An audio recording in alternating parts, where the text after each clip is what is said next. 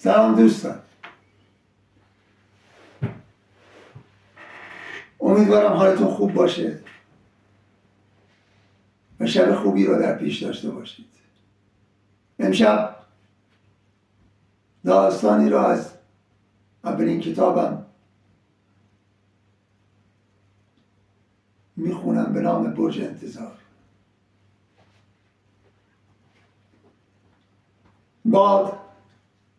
با دستان نیرومندش خاک را روی شهر پخش میکند و به صورت مردم سیلی میزند. پیرزن کنار پنجره نشسته، قوری را روی سماور بر میدارد و مشغول چای ریختن می شود. برمیگردد به طرف پیرمرد که هنوز روی تخت دراز کشیده. امروز دوشنبه ده؟ پیرمرد میچرخد به پهلوی چپش و همانطور که بدنش را میکشد ها، مگه خبریه؟ پیرزن با دستانش پستانهای افتادهاش را جا میاندازد و گیسوانش که همیشه عطر ملایمی از سدر و حنا در خانه میپراکند را مرتب میکند و میخندد. میخوام براش غذایی که دوست داره رو درست کنم. برا کی؟ برا پسرمون جواد. امروز گفته میاد. پیرمرد با ابروهای در هم کشیده از روی تخت پایین میآید و میرود روی پیرزن مینشیند. پنجره را کمی باز میکند و صدایش با باد میرود. میخوام نیاد. باد موهای سفیدش را روی تاسی های سرش پس میزند و پرده رقص کنان موج برمیدارد. پنجره را میبندد. مرد، تو رو خدا دست بردار. میگه ما کار کردم، او بی احترامی کرد. چرا چایت نمیخوری؟ پسر به چشمان خاکستری پیرزن نگاه کرد. میخورم نه. و صورت لاغر کشیده‌اش را برگردان طرف پیرمرد. این خونه الان چه قیمته؟ خونه ما؟ ها، همین خونه. برای چی؟ ما که نمیخوام بفروشمش. پسر پاکت سیگار را توی جیب پیراهنش درآورد و بلند شد رفت داخل حیاط. پیرمرد رو پیرزن کرد. این چشه؟ اما موقعی که اومده دماغه، چیزیش نیست. حتما از سر کارش خسته. و پیرزن ظرف‌های چایخوری را جمع کرد. زن، تو نمیدونی چشه؟ پسر وارد حال شد و جواب پدرش را داد. من میخوام برم. کجا بری؟ خارج. بیرون از این کشور. مگه پول پلی جور کردی؟ گفتم اگه بشه این خونه رو بفروشیم. خب ما ننت کجا چیکار کنیم؟ خونه کرایه میکنیم. ما تو خونه کرایه بشینم؟ تو نمیخوای پسرت به جایی برسه؟ تو اگه عرضه داری خودت کار کنه به جایی برس. با کارگری کردن میگه میشه پول جمع کرد. ها میشه. چرا نمیشه؟ یعنی نمیخوای کمکم کنی؟ میگه تا حالا کی کمکت کرده؟ به غیر از من بازنشسته؟ پسر عرض حال را میرفت و برمیگشت و حرف میزد. رفت طرف در حال. ننه کجا میری؟ بمون برا نهار. پسر دم در حال کفشایش را پا میکرد. ما دیگه غلط کنم بیام اینجا. جواد، ننه میگه آقا چی گفت؟ خب راست میگه. تو هم طرف شوهرتی. باش. در حال را محکم بست و رفت.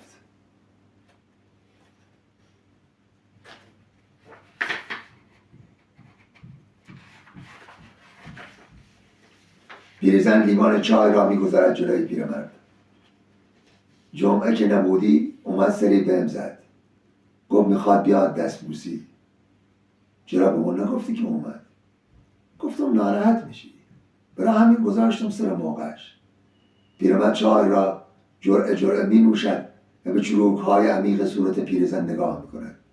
هنوز شادابی زمان دختریش را در آنها میبیند. آقا ببخشید، میشه یه بلیط برام بگیری؟ مرد سرش را بلند کرد. دختری با موهای بلند طلایی که از گرما لبهایش گل انداخته بودند و از رژ لبی که زده لبهایش برق میزدند روبرویش ایستاده بود. شما هم از فیلم های بزن خوشتون میاد؟ دختر به چهره آفتاب سوخته این مرد خیره شد، به سکی 10 ریالی به طرفش گرفت و گفت مگه ایرادی داره؟ نه برام جالبه. پیرمرد به چشمهایش که خیره میشود میبیند که پیرزن هم به او نگاه میکند، میخندد. دندانهایش درشت و همچون سیبیلش سفید هستند. پیرزن دستان چروکیده‌اش را روی دستهای پیرمرد میگذارد. تو رو خدا بدخلقی نکن، به خاطر ما. لبان خیس پیرمرد روی دستان پیرزن می نشیند. لیوان چای را از جلوی پیرمرد بر می دارد. اگه اومد اصرارش کن شو بمونه. تنها میاد یا با زنش؟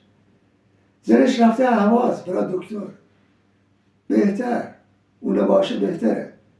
پیرزن لیوان را پر می کند و توتهای خوش را می گذارد جلویش. راستی میدونی امروز چه روزیه؟ نه والا اصلا روزا از دستم رفته، در رفته. عزیزم خوب یادشه. جمعه برای همین اومده بود. برای چی؟ که بگه امروز که سالگرد عروسیمونه میخواد بیاد. پیرزن میرود روی گلدان شمعدانی میایستد و دستی به آنها میکشد. اینا رو پارسال برای سالگردمون گرفت، یادته؟ به برگهای زرد شده گل دست میزند. نگاه کن، از بس که بهش نرسیدم برگاش زرد شده. و میرود داخل آشپزخانه. گوشت چرخ کرده را که از فریزر درآورده میگذارد توی ماهیتابه و ماکارونی ها را از کابینت در میآورد و خوردشان میکند.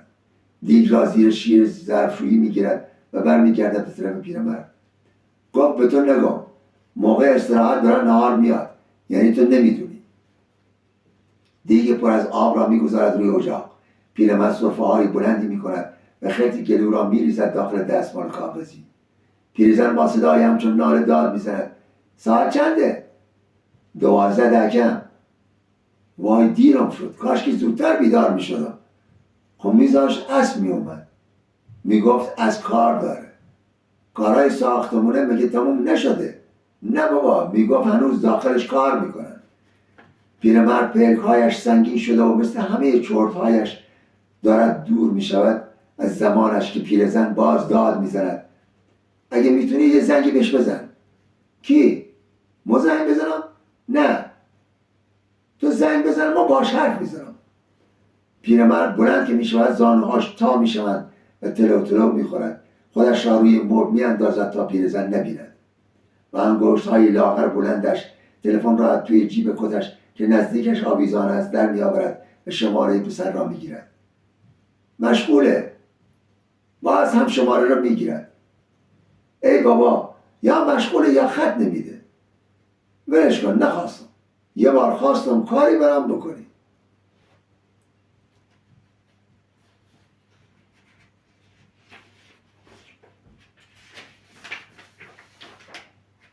پیرزن ماکارونی ها را داخل دیگ آب جوش میریزد و سر دیگ را میگذارد و شعله زیرش را جمع میکند. گلدان شمعدانی را با خودش میبرد میگذارد پشت پنجره و همانجا مینشیند و در حیاط خیره میشود. مطمئن است که پسر بهشان سر میزند. پیرمرد با انگشتان چروکیده‌اش ابروان پرپشت سفیدش را بالا میدهد و متوجه نگاه‌های پیرزن به در بسته حیاط میشود. کنار پیرزن میایستد. پیرزن سری به دیگ غذا میزند و برمیگردد پیش پیرمرد. هر دو در یک لحظه با خنده‌ای خوش به عکس پسر که روی شومینه است نگاه میکنند. پیرمرد میگوید زنش برای اون جریان رفته دکتر؟ ها، به درد موتو مبتلا شدن. خدا کنه مثل ما نتیجه بگیرین و چند سال طول نکشه. مرد، این پسر هدیه خداست. 20 سال انتظار کم نبود. باش مهربون باش. پیرمرد میرود لیوانی آب بنوشد. با باز کردن در یخچال چشمش به بستنی یخی‌هایی میافتد. این بستنی ها رو کی گرفته؟ کی گرفتی؟ خودش روز جمعه آورد. یاد روزی افتادم که بچه‌های کوچه بستنی هاش رو دزدیدن. بغض کرده اومد خونه. یادته؟ چشاش گریه باد کرده و سرخ شده بودن. بمیرم براش. از همون موقع شلوول بارش آوردی. پیرمرد دستش را میگذارد دور کمر پیرزن. اون ساختمون بلنده محل کارشه. حیف. کاش میشد اینجا ببینمش. میدونی قبلا چه جایی بود؟ نه، همون سینمایی که بار اول هم دیگه رو دیدیم. باد شدیدتر شده و هو هو میزند. پیرزن می نشیند و دستی به برگهای گل می کشد، اما یکی از برگها جدا می شود و می افتد. صدای دور دست می آید و پیرزن بلند می شود، کنار پیرمرد می ایستد. خاک تمام فضای شهر را می گیرد و از میان گرد خاک ساختمان را می بینند که فرو می ریزد. ممنون عزیزان، ممنون که گوش دادید. بدرود تا شنیدید.